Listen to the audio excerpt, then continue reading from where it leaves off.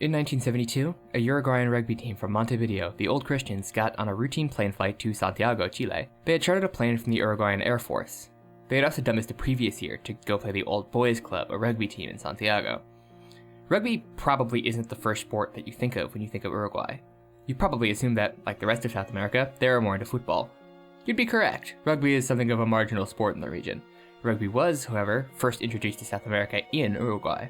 In the 1950s, Catholic parents, unhappy with the public schools and Jesuit Catholic schools in Montevideo, invited the Irish Catholic school teachers from the Christian Brothers to come start a school, Stella Maris College, in Carrasco, the wealthiest neighborhood in Montevideo. Along with their more conservative Catholic education, the Irish Catholics brought along rugby. The Old Christians Rugby Club was started shortly thereafter as a way for alumni to keep playing after graduating. It still plays in the top division of Uruguayan rugby, and their club insignia includes the shamrock. Getting the money together to afford to charter the flight to Chile was an ordeal. With all 40 seats filled, it would only cost each passenger about $40 USD, which is $268 in today's money, which was less than a third of what it would cost on a commercial flight. Each seat empty would jack up the price for the remaining passengers, so the boys on the team recruited friends, parents, and acquaintances with marvelous stories of Chile. The plane itself was a Fairchild F-27, a turboprop model. It was considered to be somewhat underpowered by many pilots. The tallest mountain in the Andes is Aconcagua in Argentina, which is 28,837 feet. The Fairchild F-27 has an official service ceiling of 28,000 feet, but with the load and conditions of the flight, the F-27 could only manage 22,500 feet. The average height of the Andes is 13,000 feet. The conditions of the air around the mountains were such that visibility was often poor, and turbulence was often strong, especially around midday. Therefore, the pilot's flight plan was to take a mountain pass. The Juncal Pass was the most direct route, but it reached a height of 26,000 feet, and with possible turbulence, the pilots opted for the safer, lower elevation Planchon Pass. The flight got off to an inauspicious start. A storm over the Andes forced an overnight stop in Mendoza, Argentina that extended until the early afternoon the following day. After improvements in the weather, the pilots decided to call everyone back to the plane to finish their journey. The pilots were experienced. The captain, Julio Cesar Farradas, had flown across the Andes almost 30 times and had thousands of hours of Air Force flight experience. He was, however, training the less experienced co-pilot, Lieutenant Colonel Dante Hector Laguara, who was at the controls as they crossed the Andes. They found themselves in significant cloud cover. Planes can fly without being able to see out the window. This is called flight under instrument flight rules, and it requires special training. It takes fastidious attention to the readings in your plane's instruments to ensure you're correct about your assumed position, altitude, velocity, and heading. While the plane was flying through Planchon Pass, the co-pilot radioed to the Santiago airport that he expected to reach Curicó, a town about 200 kilometers south of Santiago, in a minute or two, which was impossible at the speed that they were going. Nevertheless, 3 minutes later, Laguara radioed Santiago that they had reached Curicó and were heading north, and requested permission to descend. The flight controller allowed him to descend to 11,500 feet. The plane immediately hit significant turbulence and fell several hundred feet out of the clouds. The pilots desperately tried to pull up to avoid the mountains, but what happened next was inevitable. The plane slammed into several mountains, shearing off its wings and breaking in half. In the year 2000, 3 months after the release of the PlayStation 2, Sony Computer Entertainment released one of the PS1's last hurrahs, directed by Takahashi Hiromichi, who also directed, I don't know which one of these Moby Games entries is him. It was written by Yasutaka Masuda, who also worked on... Okay, neither of these guys are listed as working on Aconcagua. Okay, so Aconcagua has no credits on Moby Games, and the development studio, Wak Wak, is only listed as having developed this one game, which seems weird. I can't really find any information about any of these people. I can tell you that, like Racing Lagoon, this game was also translated by a team led by Hilltop, with Spanish translation by Mr. Nobody and FMV programming by Michael Sabin. We see an opening cutscene in which we learn that this game takes place in a fictional country called Meruza between Argentina and Chile, which is tentatively building a liberal democracy after decades of brutal military dictatorship. We're also introduced to Pachamama, the charismatic leader of the democratic movement. This game doesn't seem to have the strongest grasp of how revolutions happen. We then see a plane flying through the Andes carrying our protagonist, Kato, a journalist and former mountaineer from Japan. Kato goes to interview Pachamama. How he plans to do this over the sound of the plane is not explained. Kato asks her if she thinks a revolution might break out on Independence Day, and she says she just hopes for a fair election, but they're interrupted by her bodyguard. Suddenly, a bomb goes off, and the plane is sent hurtling to the ground. We awaken and see a corpse beside us. One of the first things I see is a rock climbing wall, which Kato can't scale because he's not wearing gloves. I go over to Kato's backpack, which has fortunately landed nearby, and collect his gloves, and then use them to climb the wall. I see Kato's friend Nakayama lying in the snow. He's alive, but only barely. He says the plane crash is a terrorist attack and begs Kato to reveal the truth and win a Pulitzer Prize. I see another guy lying in the snow and talk to him. He says esta llave, which I happen to know that llave means key. Kato doesn't speak Spanish though, which seems like a pretty big oversight if you're gonna go do reporting in South America. I go looking around and find Pachamama, who has miraculously survived the fall. We agree to go looking for more survivors. I head off in search, but come across a wall of flaming fuselage. I find a chest off on the other side of the ridge, but it's locked. Then I remember the guy who was talking about a key. I go ask Pachamama and ask her if she can speak to him for me. This introduces the game's primary unique mechanic. You can switch between the different playable characters at any time by using the shoulder buttons. I take control of Pachamama and go over and talk to the guy with the key. I take the key over to the chest and unlock it and get a fire extinguisher, which I use to put out the flames. Through the flames, I find Steve, a morose American engineer. He whines a bit and we recruit him to help look for other survivors. Next, I see a woman who's lived but is trapped between two airline seats. Near the plane is a path full of deep snow. Attempting to cross it hurts both Pachamama and Steve, but Kato could cross it just fine, and he makes the path safe for everyone else. This introduces another key mechanic. All the survivors have health bars that deplete when you take certain actions. If any survivor dies, you get a game over. I also see the cockpit off the ledge where we might be able to radio for help. On the other side, I find a locked suitcase that for some reason Kato refuses to take with him, but he crosses back over and tells Steve that it's safe to cross. He goes over and gets his suitcase and finds his toolbox within. He also sees a rope entangled in a piece of broken plane. Steve comes back to where that woman is trapped and uses his toolkit to free her. She introduces herself as Julia, a journalist from the United States. Julia has a knife which I can use to cut down the rope.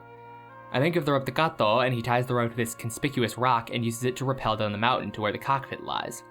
Outside of the cockpit is Pachamama's bodyguard. Kato can't speak to him because he only speaks Spanish, but Pachamama speaks to him. He begs Pachamama to call for help, but Pachamama wants to get his condition stabilized first.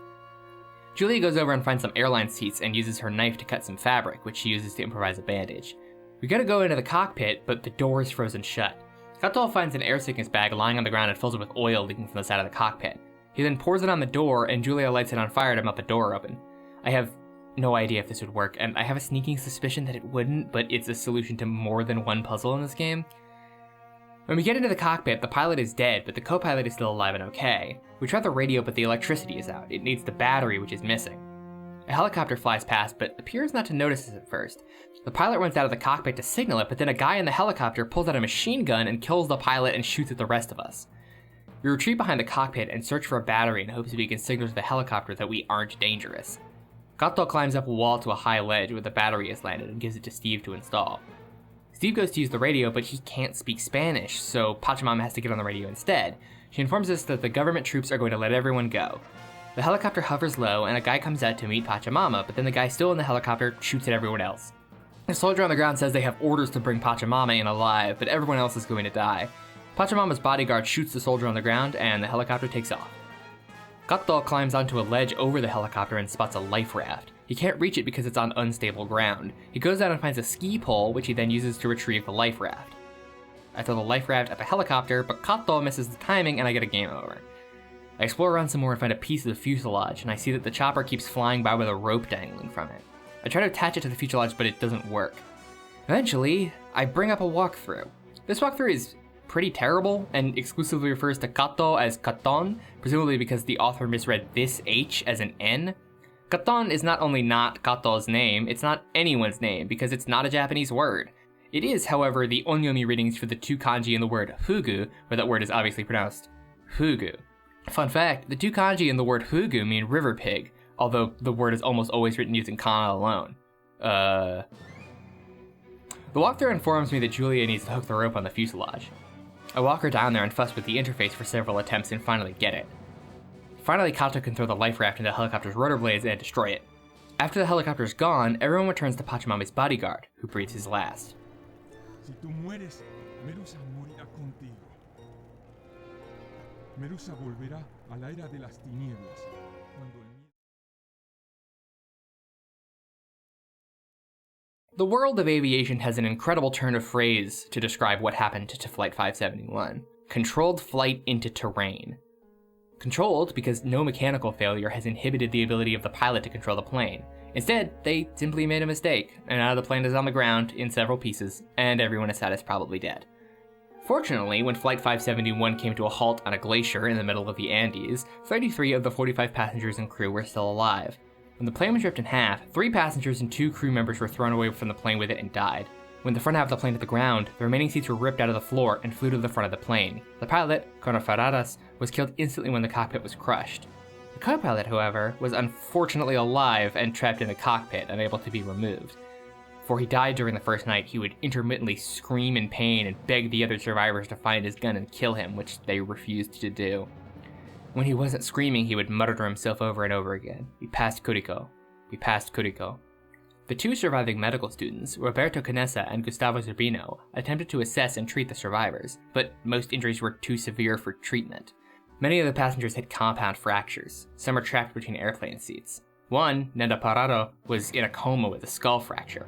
I will not endeavor to overwhelm you with detailed descriptions of the various injuries and suffering experienced by those who did not survive, except for this.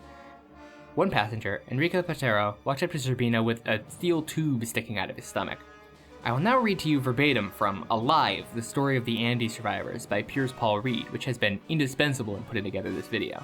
Zerbino was appalled, but he remembered from his lessons in medical psychology that a good doctor always instills confidence in his patient, so he looked Patero straight in the eye, and with as much conviction as he could put into his tone of voice said, "Well, Enrique, you look all right." "Do you think so?" said Patero, pointing to the piece of steel in his stomach. "And what about this?" "Don't worry about that," said Zerbino. Zerbino then grabbed the piece of metal, braced against Platero's body, and pulled. Along with the piece of metal came, quote, almost 6 inches of what Zerbino took to be Platero's intestine. I must emphasize that Platero was in among the best condition of anyone who had survived the crash. To keep out the bitter cold, the able-bodied passengers constructed a barrier out of the seats of the airplane. It didn't really work. There wasn't enough room for everyone to lie down in the plane. With everyone lying down, if a single person moved, they'd force everyone else in the plane to awaken and reposition themselves. Passengers with broken legs would scream in pain when they were kicked or nudged in their sleep, awakening everyone. 5 people died the first night.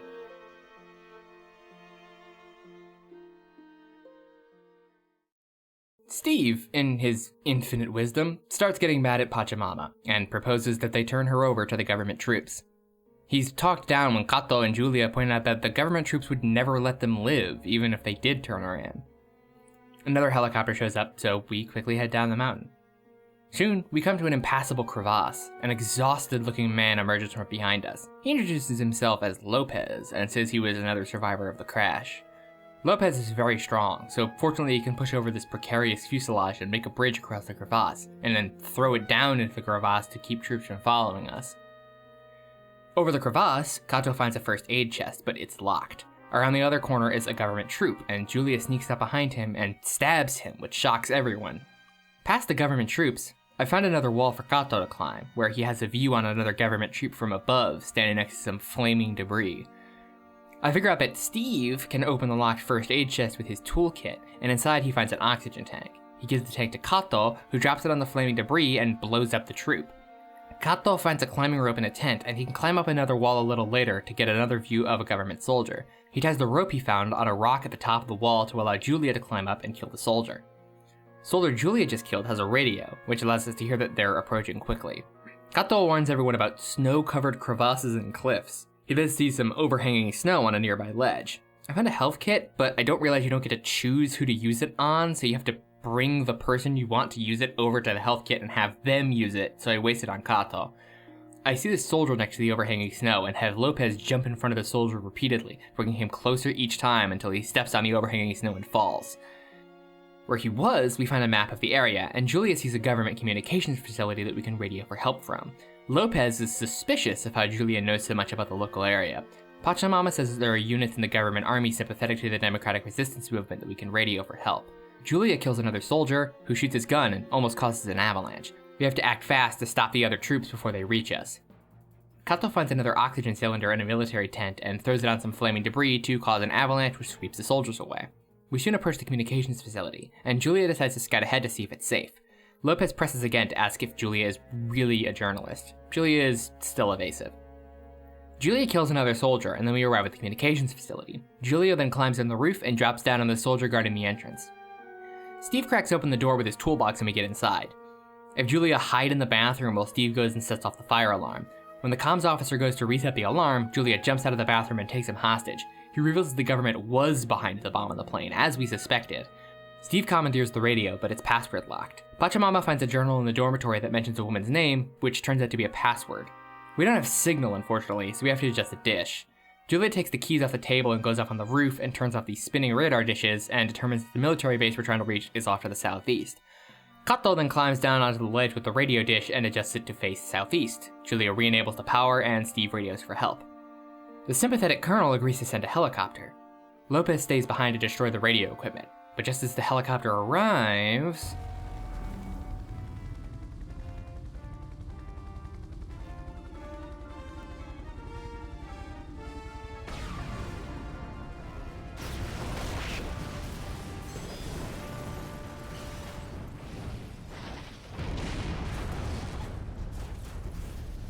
What? Jeez, what the hell happened? 3 days after the plane crash, Nando Parado awoke from his coma. He woke to find that his mother was dead and his sister was in poor condition. He immediately took to taking care of his sister. By day 8, she was dead. The other survivors had made the shelter a little more functional. Marcelo Perez, the captain of the rugby team, had assumed leadership. Fito Strauch had figured out how to use pieces of sheet metal from the plane as solar energy collectors to melt snow to drink. Among the destroyed aircraft seats, the survivors found a transistor radio. They improvised an extremely long antenna to pick up radio signals past the mountains. This allowed them to hear news that they were being searched for, which made them feel like they would be found shortly. Those hopes were short-lived. On the 11th day after the crash, they heard that the search for them had been called off. Most of the survivors started sobbing. Nando Parado looked off into the distance, but Gustavo Nikolic said something else. "Hey boys, there's some good news. We just heard on the radio. They called off the search." Carlitos Paez snapped at him. "Why the hell is that good news?" "Because," Nikolic said, "it means that we're gonna get out of here on our own." In order to do that, they needed more food. From the plane, they were able to harvest 8 chocolate bars, a tin of mussels, 3 small jars of jam, a tin of almonds, a few dates, some candies, dried plums, and several bottles of wine. Their single meal each day was usually a square of chocolate, a detergent cap full of wine, and a teaspoon of jelly or fish. Parado reported eating a single chocolate-covered almond over 3 days. There were no plants or animals on the glacier their plane landed on. After a week, they were out of food. Some tried to eat parts of the plane, but they realized this wasn't a permanent solution. Several survivors realized they needed to eat the bodies of their dead friends to survive. Nobody wanted to do this. Roberto Canessa was the first to acknowledge it openly. He argued that the survivors had a moral duty to survive, and that eating their friends was not a sin, because their souls had left and were with God now. Zerbino was the first to say that if he were to perish, he would want his friends to eat him.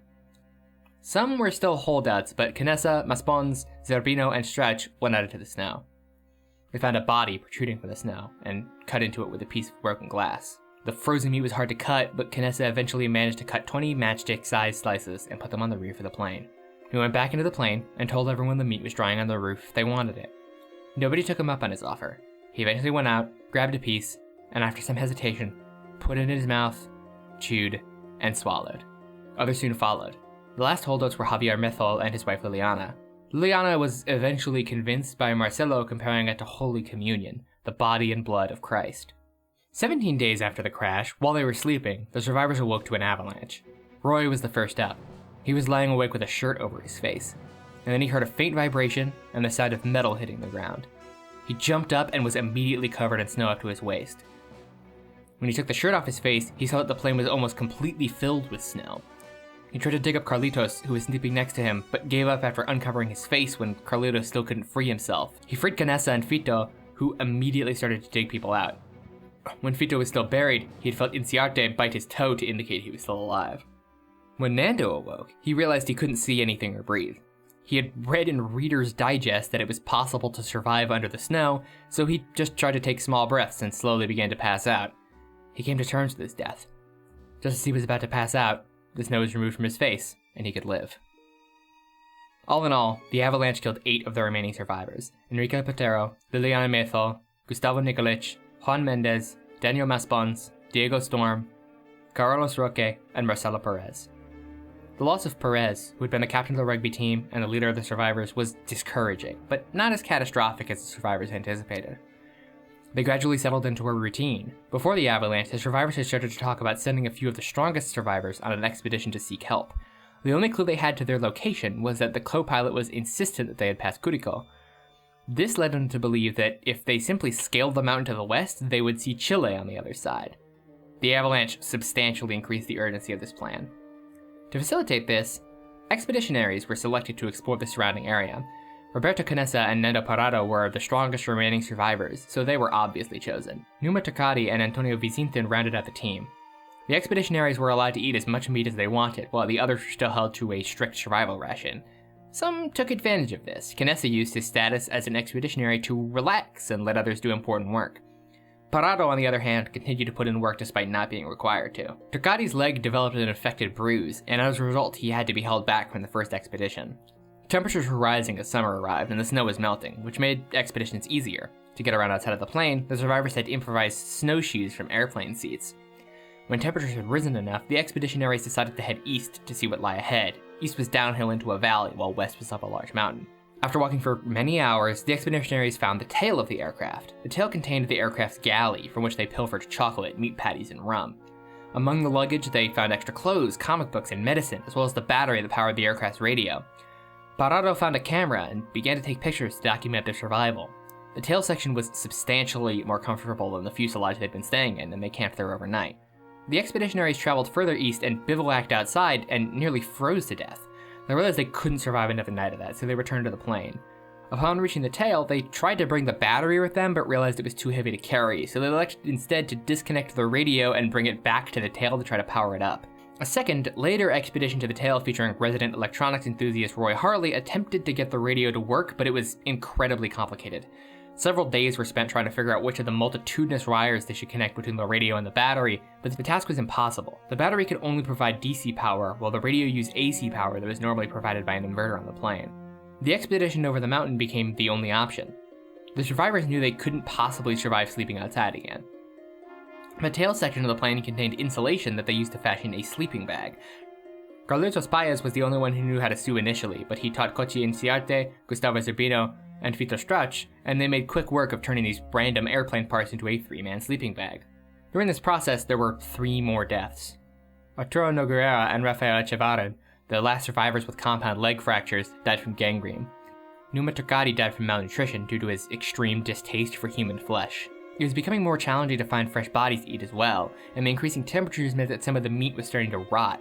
The survivors did their best to preserve the meat they had and resorted to eating every organ in their dead friends' bodies. Some survivors even came to enjoy eating the rotten meat because they were so desperate for anything that tasted different. When the sleeping bag was completed, only Parrado was still enthusiastic about an expedition. Takati's death persuaded Canessa and Vizintin to go with him up the mountain. They brought with them a 10-day supply of food in the form of rugby socks stuffed with human flesh. They summited the mountain after 3 days. While the co-pilot's dying words led them to believe they would see Chile over the mountain, all they saw instead was endless snow-capped mountains to the horizon.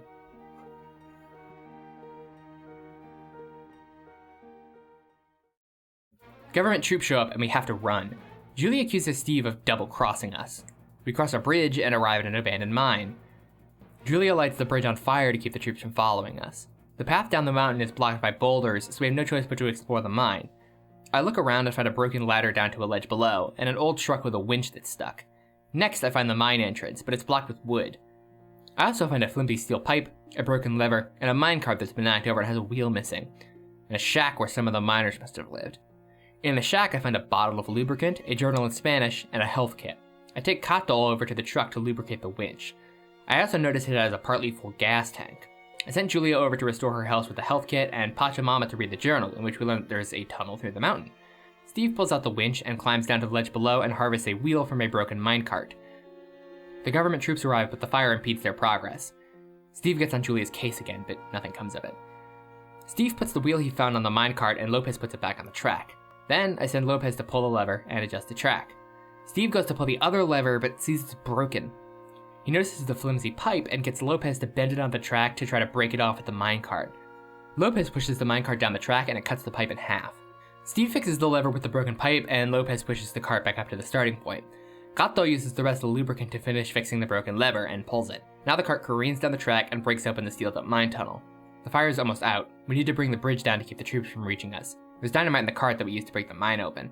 At this point, the walkthrough that I am following just stops abruptly. It ends with a note saying that the author plans to finish it, quote, later this year, but the walkthrough was last updated in November of 2000, so that strikes me as unlikely to happen. As far as I can tell, this is literally the only text walkthrough of this game in any language. I searched for Japanese language guides as well and came up empty, although I'm not 100% sure what the Japanese word for video game walkthrough is. I was searching using the term gaido. If you know a better word to use, let me know in the comments, because all Aconcagua Gaido got me was Japanese language information about climbing the real world Aconcagua. Lopez gives Kato a gas can to go collect some fuel in. The lever we need to pull to direct the cart towards the bridge is frozen solid, so we need to burn it to melt it. Kato harvests some gas from the truck and pours it on the lever. Julia lights it on fire and then pulls the lever, and Lopez pushes the cart to the bridge. It explodes in the fire and brings the bridge down. We go through the tunnel, and Pachamama becomes despondent. Kato reminds her to never give up. Lopez reaffirms that we have a rat in our midst. Kato encourages solidarity. Kato tries to cross the rickety bridge ahead of us, but it snaps and he falls. He gets safely to the other side, but he's separated from the others now. Exploring on the other side, Kato finds some gasoline on a shelf and a trolley for conveying items across the gap. He puts the gas in the trolley and sends it over. On the other side, Julia finds a power generator, but it's empty. She can't get into the other room in the building, but sees that it has a skylight for some reason. Lopez pushes over a girder and Julia climbs on the roof, dropping down through the skylight. Inside, she finds keys to the locked mine and opens the door from the inside. Exploring the mine shaft by the light of her lighter, she finds the gasoline and puts it in the generator. Turning on the generator turns on the lights in the mine. Inside the other parts of the mine is a pool of water with a pump connected to it. Pachamama switches the power to the water pump from inside the building, and Steve can power up the pump, which allows us to explore the whole mine. Julia goes in a little deeper, but there's a cave in and she gets trapped. Pachamama finds a pulley and a hand axe. She also finds a conveyor belt, but its operation is blocked by rocks that are too large. She gives the hand axe to Kato via the trolley, and he uses it as a climbing pick to cross the gap where the bridge used to be. Pachamama goes over to the mine shaft and tries to put the pulley on it to rescue Julia, but she's not tall enough. She gives the pulley to Lopez, and he hangs it just fine. Kato then climbs down and rescues Julia. Everyone pulls together to lift her up on the now broken elevator, and then the rope snaps and she narrowly escapes. Lopez confronts Julia about her being sus. Julia finally confesses that she's a CIA agent assigned to protect Pachamama, and then says some extremely real shit about CIA involvement in South American politics. CIA is supporting the rebel forces? The current regime placed mining and other industries under state control. This is highly undesirable for American-owned multinational companies. Then you are simply looking for concessions, not for democracy. You can't be that naive. That's our usual position. It's natural for capitalist nations to hunt for concessions, isn't it? This game is, apart from this single scene, monumentally dumb, and this really blew me away. It's not that this game is suddenly smart, it's just that the self-serving motives of CIA involvement in foreign politics are so obvious even a moron can see it, as evidenced by the fact that this CIA agent continues to be one of the protagonists instead of this line being a villain monologue. Julia gives the dynamite she found after being trapped to Kato, who climbs back over to the other side and uses it to blow up the rocks on the conveyor belt to make them smaller so the conveyor belt can move them out of the way. A dying guerrilla soldier then approaches us and tells us there was a guerrilla-controlled village around the corner, but the government troops just showed up and took over. When we arrive at the village, it's now afternoon. Julia kills a soldier guarding the entrance, and Kato climbs a wall into a ledge overlooking the... village? There's no village here. This is like some kind of ancient Inca ruin. Anyway, Kato keeps going and finds a cracked arch that could be destroyed and dropped onto the soldiers below. Climbing down on the other side, he finds another oxygen cylinder, which he drops onto yet another soldier standing conveniently right in front of some flaming debris. This allows Julia to sneak behind the other soldier guarding the tents and stab him. In the tents, she finds a hammer and a health kit. She gives the hammer to Kato, who climbs back up the wall and smashes the cracked arch, which does kill the soldiers blocking the path, but it also blocks the path. Kato gives the hammer to Lopez, who's able to use it to smash the rubble enough for us to get past. Honestly, I could probably have just climbed over this rubble, like rip to these guys, but I'm built different. On the other side of the rubble, there are too many soldiers for a frontal assault. Kato climbs up onto the ruins, and on the other side finds a tent with a small soldier's uniform in it. I take him back over and have him give the uniform to Julia. Julia changes in a tent, but she gets murdered when trying to sneak in because she doesn't speak Spanish. Instead, I have to reload and give the uniform to Pachamama. Pachamama learns that the soldiers are going to move out when signals from a flare. Coincidentally, I get that flare from another soldier and set it off using the flare launcher on the other side of the camp. For some reason, nobody sees Pachamama doing this. Pachamama switches places with a guy on watch to allow everyone else to move freely through the now vacated part of the camp. Steve sees the gunpowder in the back of the truck and proposes making a car bomb. For some reason, only Steve can think to make a car bomb out of a truck full of gunpowder. It took me ages to figure out what to do here because I examined the gunpowder with everyone else and seen nothing. Steve needs fuel and an ignition source to finish the bomb. He gets the fuel from Lopez bringing over a barrel full of gasoline. The ignition source comes from Pachamama finding a light bulb in a tent on the other side of camp. Steve then hotwires the car and drives it into the soldiers. We meet the guerrillas and they thank Pachamama. We all get into a waiting helicopter. Suddenly... We have plenty of time. Let's take a detour then.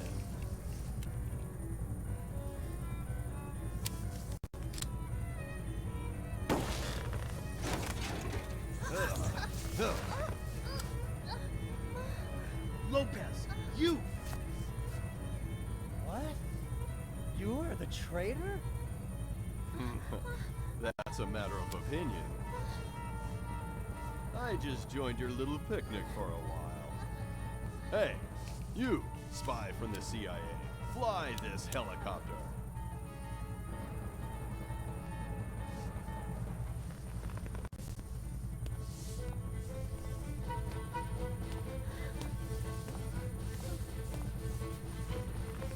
Are you after Pachamama as well? That's one way of putting it. It doesn't matter to you, does it? I enjoyed your picnic. Now, give me a ride home. Sure. Where are we heading for? The Allende base. You know the location, don't you?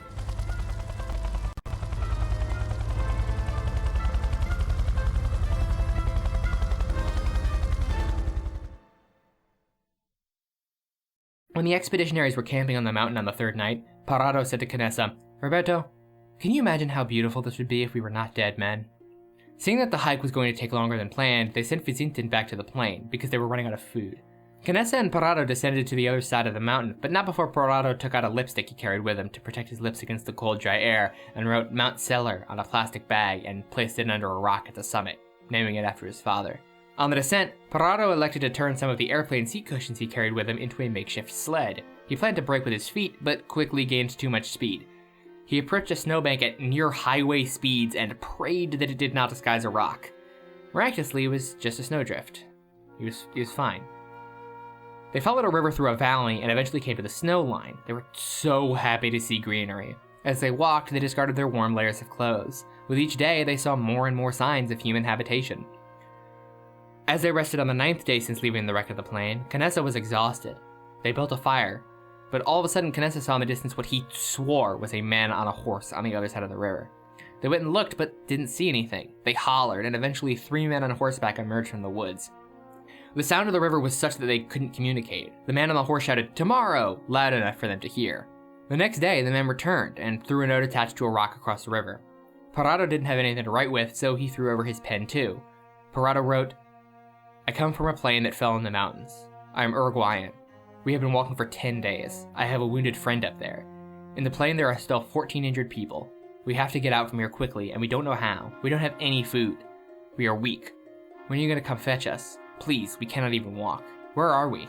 The arriero signaled that he understood, threw some bread across the river, and went to fetch help. The rest being found with a rugby sock full of rotten human flesh was probably ill-advised, so they buried it under a rock. Soon, more men on horses arrived and showed the boys a small bridge that they could use to cross the river, and took them home. Nando and Canessa ate all the food they could offer. The arrieros relayed news to the Chilean military, who arranged a helicopter search and rescue. Before they could leave to go help, reporters from around the world descended on the ranch.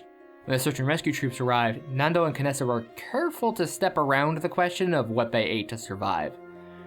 Nando guided them to the crash site, and the men on the helicopter were astonished at the terrain they had crossed seeking help. The conditions were rough, and the helicopters had to come in 2 trips over the 2 days to rescue everybody. When the survivors returned to civilization, at first everyone was simply happy they were alive. But the Chilean search and rescue troops who rescued them leaked the news of their cannibalism before they could control the narrative, and it became a media circus. Reporters from around the world hounded them constantly. All the survivors were Roman Catholic, and they were all deeply afraid that the cannibalism had damned them. The religious leaders they spoke to all told them that confession wasn't even necessary, for they had not sinned. The Lord will make allowances given the extreme nature of the situation. When some of the survivors made it back to Uruguay, they held a press conference in which Alfredo Delgado confessed to their cannibalism and explained their actions, comparing it to Holy Communion. While Catholic religious leaders universally supported the boys' decisions, they did ask, politely, that they stop saying that cannibalism is like Holy Communion.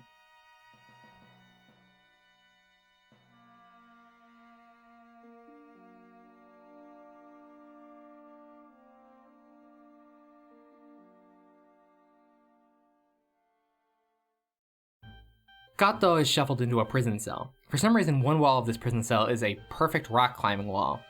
Kato climbs up to the ceiling and baits a guard into coming in to investigate. He drops down and knocks him out and doesn't steal his gun for some reason.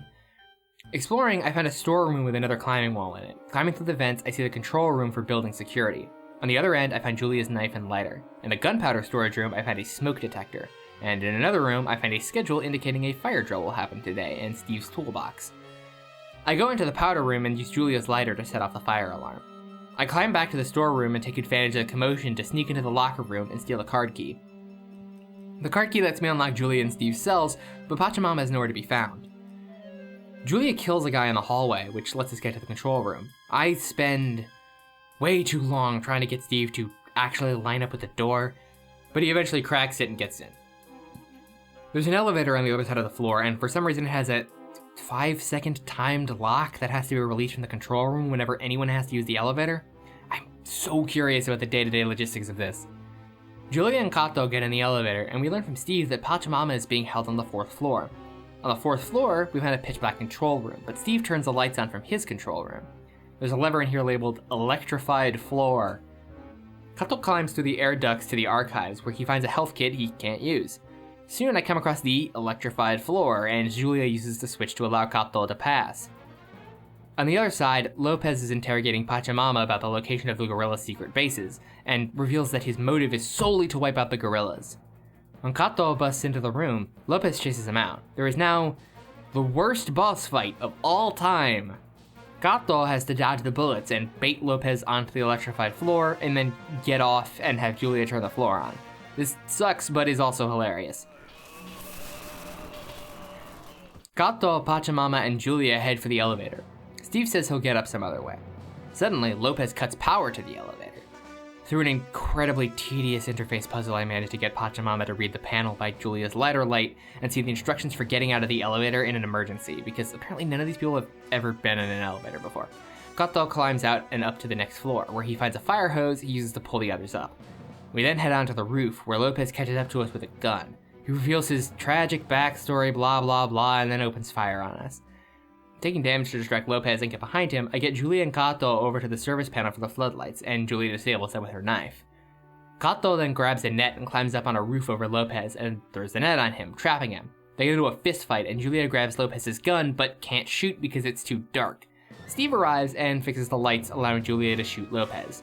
In his dying moments, Lopez initiates self-destruct, which this government building has for some reason. Kato uses a crane to move a girder to allow everyone to cross over to the roof of the other building with a helicopter on it. When Kato goes to cross, an explosion engulfs the girder in flames, making it impossible to cross.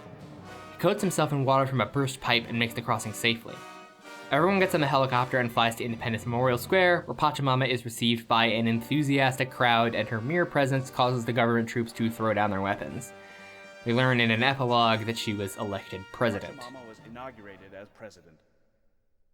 This is the whole story of my own experiences during the incident.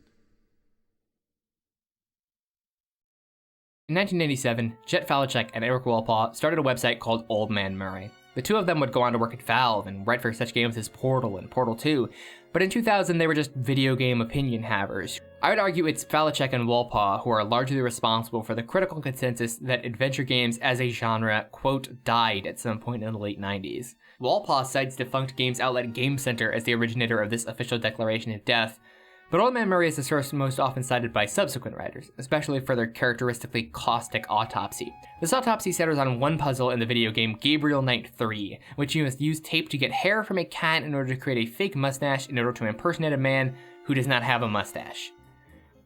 Wolpaw uses this as evidence to declare that adventure games committed suicide.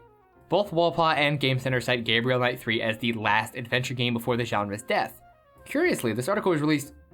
Holy shit, this article was posted on 9/11, the year before the World Trade Center was destroyed. That has nothing to do with anything, but... wow. Anyway, Aconcagua was released in June of the same year. Aconcagua is clearly, without a doubt, an adventure game. So what gives? Adventure games have a history in Japan almost as long as they do in the West. In 1981, a 27-year-old Yuji Horii, who would later go on to direct the Dragon Quest games, read about Western text adventure games in a video game magazine and decided he wanted to make one of his own. In 1983, the Portopia serial murder case was released for the PC 6001. It would later be ported to the MSX and Famicom to even greater success. The Portopia serial murder case spawned many imitators, like Famicom Detective Club, and it was one of the games that inspired Hideo Kojima to quit being a failed novelist and start being a successful video game developer. Some sources attempt to describe Portopia as a, quote, visual novel predecessor, which is true strictly speaking, but it's not a visual novel predecessor any more than its Western influences and contemporaries are. Its original PC 6001 version has the same text parser, graphics, and basic design framework combination as early Western graphical adventure games like Mystery House and King's Quest, and the Famicom version features a verb drawer at the bottom of the screen similar to LucasArts adventure games like Maniac Mansion. I find it important to push back on characterizations of Japanese graphical adventure games as visual novels, because to describe them as such is an attempt to other them, to insist that because their creators are Japanese that they could not possibly be games of the same type and in conversation with their more familiar Western counterparts. Adventure games remained popular in Japan to a similar extent to which they were popular in the West. After the first Metal Gear games, Hideo Kojima would direct 2 adventure games for Konami, Snatcher and Policenauts in 1988 and 1994 respectively. From Software released Echo Knight in 1998, and Human Entertainment released several adventure games including Twilight Syndrome and the Goichi Suda directed Moonlight Syndrome in 1996 and 1997. When Suda went off to start his own company, Grasshopper Manufacturer, the first game they released was an adventure game, The Silver Case, in 1998. There are countless other examples that are much less well known in the West as well, especially for the PC-88 and PC-98. All of these games are customarily excluded from conversations about the golden age of the adventure game, despite being contemporaneous with much lauded titles like Full Throttle, Grim Fandango, and The Secret of Monkey Island.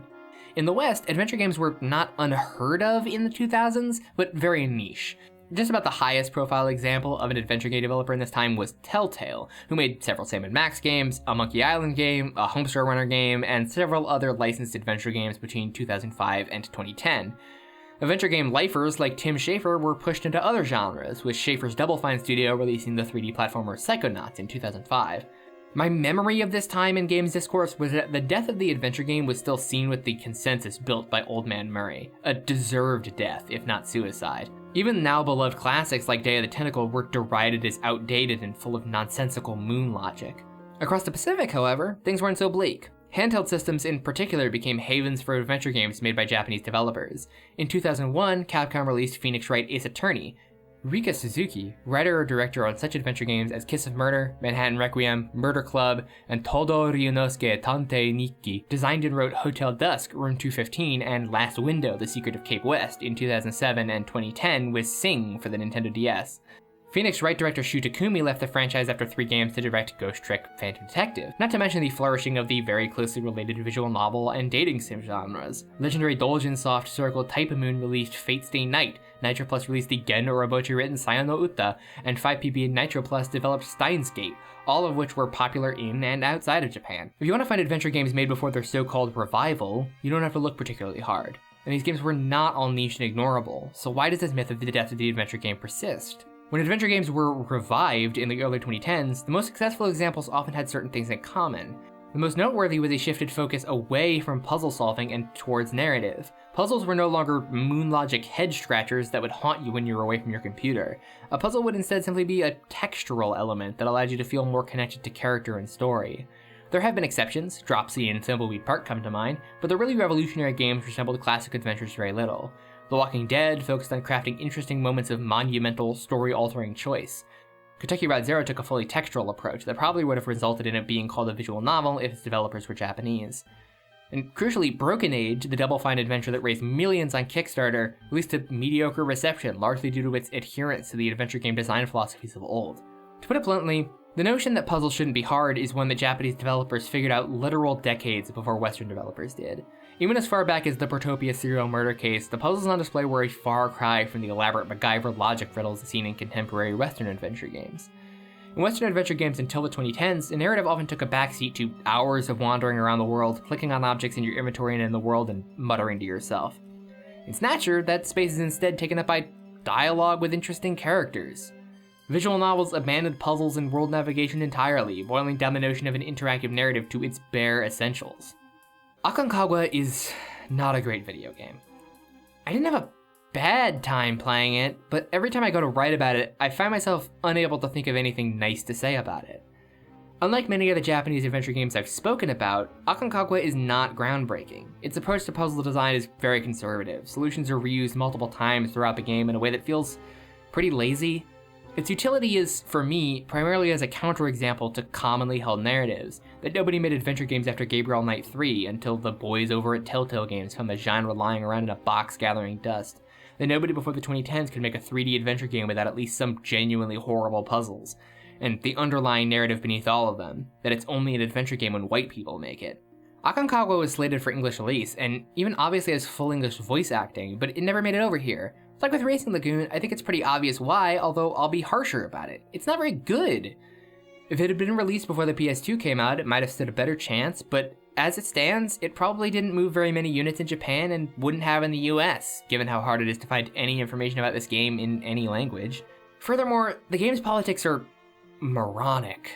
Like, the late 90s were not a very politically correct time, especially in video games, but releasing a game this fundamentally misinformed about South American politics to an American audience that might very well include Chileans and Argentinians who suffered under Pinochet and juntas and military coups, or whose parents or friends or family suffered under those regimes seems obviously insensitive enough for even a late 90s American video game publisher to understand. I'm blown away, not just by how facile this game is, but the facile nature of the coverage of it provided in the English language sources I consulted. Kimimi the Game-Eating She-Monster and Hardcore Gaming 101 both characterize the game as a hidden gem. Neither of them talk at all about the game's politics. Each also positions the game's 5 playable characters as somehow unique in the landscape of adventure games, as though 2 of the most beloved adventure games of all time, Maniac Mansion and Day of the Tentacle, don't also feature multiple player characters that can be switched between at will. Maniac Mansion, despite being over a decade older than this game, is actually much more ambitious in its design, allowing you to pick 2 of 6 characters to join the protagonist in exploring the mansion, and which characters you choose will radically alter your path through the game, resulting in multiple endings. And that's not to mention the obvious inspiration. I can't prove beyond a shadow of a doubt that the goal of Aconcagua's developers was to make a version of the Uruguayan Air Force Flight 571 story as directed by Michael Bay, but if that wasn't their explicit goal, I would be very surprised. My point in telling you that story was both that I find it fascinating and incredible, and I think more people should know about it. It's also that I wanted to show how thoughtless Aconcagua is by comparison. I barely scratched the surface of the complete story of the Andes survivors. I didn't talk about the parents back in Montevideo who enlisted a Dutch psychic to help them find their children who pointed them in completely wrong direction. I didn't talk about how Nando Parado became a freaking race car driver. I didn't talk about how every night one of the survivors would lead the others in praying the rosary. There's so much I didn't say about how gripping and human the story of the Andes survivors is.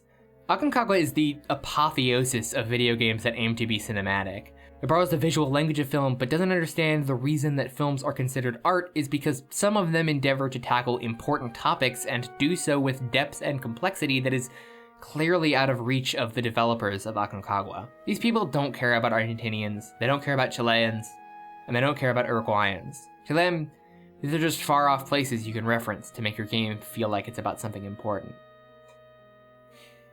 Thanks for watching. If you liked the video, give it a like and subscribe if you want to see more videos like this. I also have a Patreon if you want to support me in my continued endeavors to talk about old video games. Also, I shouted out in the video, but once again, if you want the full story of Uruguayan Air Force Flight 571, you should absolutely check out Alive, the story of the Andes survivors by Piers Reid. It includes a kaleidoscope of detail I could not get to in this video. Also, Nando Parado wrote a book about his experience much later called Miracle in the Andes, which I also recommend even though I only cited it once in this video.